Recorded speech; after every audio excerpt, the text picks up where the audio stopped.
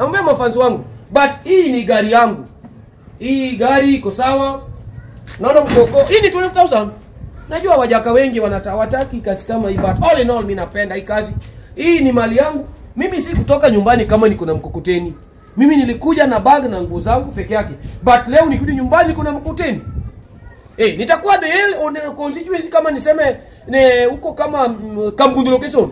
Kamgundu location watu wako na punda ni wangapi? Na moja alikufa juzi anaitwa Oda. Na wengine alikuwa anaitwa Molo, former mwalimu. Omolo Mamuro. Mwalimu then Kiriti Sawasonga. Achievement ama si achievement? Achievement ama si achievement? Mimi nataka kumwambia vijana wajitume.